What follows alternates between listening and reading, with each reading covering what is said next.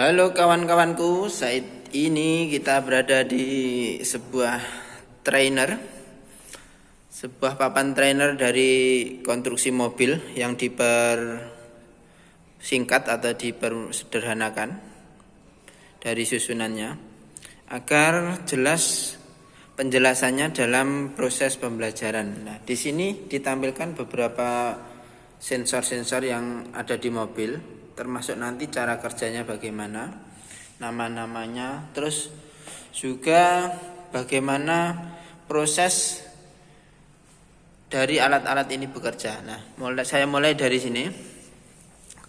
Kebetulan ini mobilnya tipenya Avanza VVT-i. Nah, di sini ada part yang namanya coil, di sini busi. Kebetulan kalau Toyota itu 4 silinder, di sini ada 4 busi. Terus di sini injektor bahan bakar yang masuk ke ruang bakar, ke silinder. Ini untuk menghembuskan dari pengkabutan bahan bakar ke ruang silinder.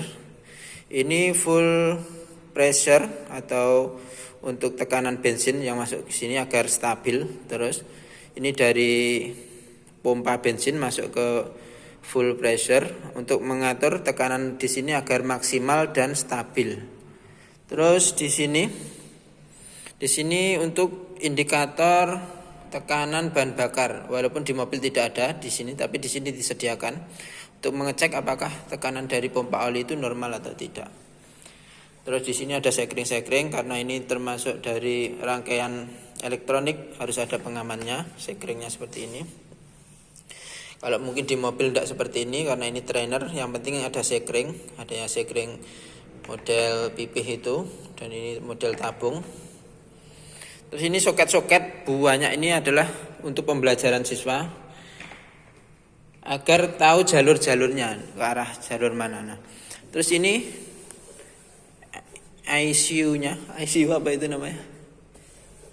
ICU lah, intinya ini komputernya mesin. Ini yang mengatur dari aktuator ini. Terus ini intinya ya, cara kerja injeksi itu ya, ada 3 jenis, 3 golongan. Yang pertama itu sensor dibaca oleh ini komputernya, terus dikerjakan oleh aktuator itu yang bekerja. Jadi ada sensor memerintahkan ini untuk mengolah data, untuk selanjutnya diteruskan ke aktuator atau alat yang bekerja mendukung proses terjadinya motor itu hidup. Nah, ini tadi ESU-nya. Ini tampilan speedo untuk indikator pengemudi agar tahu kondisi mesin, keadaan kendaraannya. Terus ini replika dari pergerakan mesin yang mempengaruhi sensor CSP dan CMP. Nah, CSP dan CMP itu crankshaft position, ini dibagai crankshaft di bawah yang bagian poros engkol roda gila. Kalau yang di sini di camshaft, di tempatnya noken as klep. Nah, tempatnya di atas ini, berarti di tempat klep itu loh, yang as memanjang seperti noken as itu ya, noken as itu namanya. Nah, terus saya jelaskan satu persatu sensornya di sini. Di sini kawan, kalau yang ini itu untuk CSP atau crankshaft position sensor. Ini di crankshaft, kendaraan mesin itu mempunyai beberapa gigi, tapi biasanya ada salah satu gigi yang berbeda. Ini untuk pembacaan dari crankshaft position ini. Dan ketika ini melewati berarti sensor ini bekerja. Jadi seperti lap seperti itu. Kalau di motor biasa itu seperti pulsar lah. Cara kerjanya hampir seperti itu. Terus diterjemahkan oleh komputer ini. Nah, selain dari sensor crankshaft, itu ada sensor camshaft position sensor. Nah, ini direplikakan seperti ini. Biasanya ada yang modelnya di sebelahnya puli ataupun di depannya puli di sini. Nah, itu beda mobil beda. Dari ini juga membaca dari pergerakan noken as yang membuka menutup katup. Nah, dari kedua sensor ini dipadukan nanti akan menimbulkan timing pengapian yang pas. Yang mengatur siapa? Yang mengatur adalah ini. Setelah ini mengatur pengapian yang pas, itu diterjemahkan ke injektor. Kapan injektor ini membuka klepnya dan menyemburkan kabut bahan bakar, dan juga timing pengapian busi. Kapan silinder 1, 2, 3, 4 itu memercikkan bunga apinya. Jadi kedua aktuator ini kita namakan aktuator karena ini bekerja atas perintah ini, mengaktualisasikan intinya seperti itu dari sensor ini. Nah, makanya kalau ini salah satu rusak, ini pengapiannya akan rubah pasti nanti. Nah, ini juga punya masa umur, juga punya kerusakan, ataupun bisa diperbaiki kalaupun misalnya cuma kotor ataupun soketnya putus seperti itu. Tapi kalau sudah parah harus diganti. Itu untuk sensor yang ada di mobil kaitannya pengapian dan injeksi bahan bakar. Yang kedua, di sini ada sensor temperatur air atau water temperature sensor. Ini untuk mengetahui sensor air sehingga keadaan mesin itu dapat dipantau dari dashboard sini. Kalau kalian mendapati sensor seperti ini, itu masih lumayan bisa mengetahui kondisi panas mesin. Tapi yang tipe baru ini tidak ada. Yang model analog ini langsung pada ke indikator seperti indikator radiator, langsung nyala merah kalau mesin panas. Kalau normal berarti tidak menyala. Yang tipe baru tidak ada analognya seperti ini untuk panasnya. Terus yang kedua adalah intake air manifold sensor. Jadi ketika intake itu masukan udara, temperatur itu adalah suhu sensor. Jadi ini membaca dari suhu udara yang masuk dari intake manifold, udara yang masuk ke ruang bakar. Nah, ini kaitannya saat mobil pertama hidup seperti itu, saat stasioner pertama hidup RPM naik seperti itu. Ataupun kaitannya campuran bahan bakar antara air, angin dan bahan bakar. Nah, di sini ada map sensor. Nah, map sensor ini adalah untuk membaca beberapa massa dari udara yang masuk ke throttle body atau ke ruang bakar. Jadi dibaca oleh ini, melewati ini. Udara yang disedot ruang bakar ini loh. Kalau di mobil biasa itu adalah karbunya. Tapi kalau diinjeksi ini throttle bodinya. Sebelum masuk ke sini di mobil itu dibaca dulu oleh ini agar ini bisa tahu seberapa banyak campuran udara yang masuk, sehingga nanti diakumulasikan dengan bahan bakar seberapa cocoknya yang paling optimal seperti itu. Ini tuh map mass itu massa, air itu udara, P itu pressure atau tekanan udara. Apa itu artinya? Terserah mengartikannya. Pokoknya intinya map sensor gitu. Kalau oksigen, sensor oksigen itu adalah untuk mengetahui buangan dari mesin itu sendiri. Ini biasanya diletakkan di katalis knalpot ataupun di jalur knalpot manifold exhaust.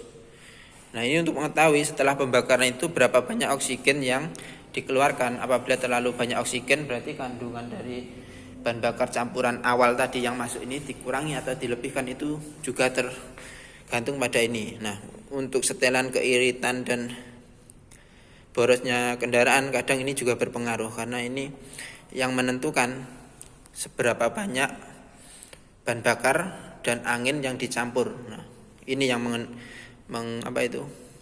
caranya kalau orang itu yang dimintai pertimbangan. Piye menurutmu seperti itu? Sudah maksimal apa belum campurannya?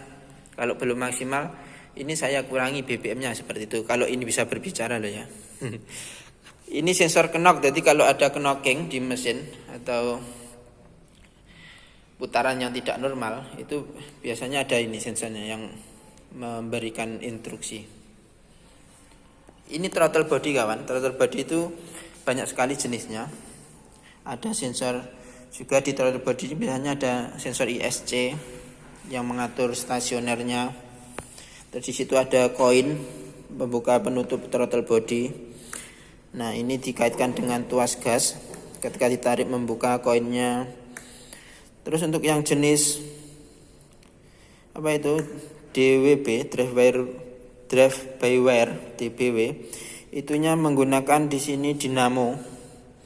Yang itu loh, yang pedal gasnya menggunakan kabel, tidak menggunakan solar, menggunakan listrik. Berarti dari gas mengirim sinyal ke sini, di sini ada dinamo motor yang menggerakkan kepingan ini. Kalau ini masih manual dengan kawat olor itu yang disambungkan ke gas. Terus di sini itu tadi sensor ISC untuk apa itu? Menaikkan RPM ataupun menurunkan RPM ketika mobil pertama nyala, ketika AC dinyalakan, ketika mesin dapat beban power steering, kelistrikan audio seperti itu. Ini yang mengatur agar RPM-nya bisa naik ketika mendapat beban, sehingga pengisian alternator itu juga bisa maksimal. Tapi putaran mesin tidak terlalu berat, makanya dinaikkan RPM-nya menggunakan alat ini. Nah, untuk perbaikan alat ini biasanya mudah, dilepas terus dibersihkan. Itu biasanya bisa normal lagi, kecuali sudah rusak parah. Di sini ada kunci kontak. Di sini juga ada scanner jenis OBD2 ini. Terus kalau yang ini untuk kontrol VVTi. Nah, ini untuk fitur VVTi seperti ini sensornya, kontrolnya. Setelah itu apa ya? Sudah. Berarti intinya seperti itu. Saya akan apa itu?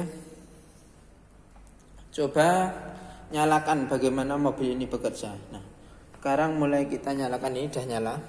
Trainer ini dibantu oleh tegangan listrik 220 untuk memutarkan ini dinamo. Dinamo ini sementara dibuat dari mesin jahit, dinamo mesin jahit, tidak apa-apa, yang penting ini bisa berputar. Terus ini knopnya, knop yang bisa diputar untuk putarannya. Misalnya ini saya putar ya, itu seperti itu. Nanti ini diibaratkan ini adalah putaran dari mesin. Ini membaca putaran mesin kansap bawah, ini membaca putaran noken as yang atas yang dekat dengan noken as itu. Nah, ini tidak tidak mepet loh, ini tidak sampai menyentuh loh. Ini hanya induksi. Ini model induksi. Terus ini diterjemahkan ke sini. Saya nyalakan kelistrikan mobil. Misalnya ini mobil saya nyalakan. Nah, ini mobil berputar ya. Ini lambang injeksi, berarti pompa olinya nyala. Ini adalah nyala dari apa itu? Pengapian. Terus ini kalau Anda bisa lihat di sini, kalau kelihatan itu adalah semburan dari injektor. Seperti itu. Nah, ini cara kerjanya, itu berputar. Ini memberi sinyal ke ini, ke ECU untuk memberi perintah ke busi dan injektor, sehingga mobil itu bisa berputar dan dapat bekerja semaksimal mungkin, seoptimal mungkin. Terus ini adalah tekanan pompa bensin di sini, bisa dibaca di sini. Nah, itu secara garis besar untuk trainer ini, cara kerjanya seperti itu mobil. Ini saya matikan dulu HP-nya. Saya matikan. Udah. Dari garis besar seperti itu. Dari konstruksi mobil ini dapat kita simpulkan sebenarnya untuk mobil bermesin injeksi itu cara prosedur atau cara kerjanya adalah sama.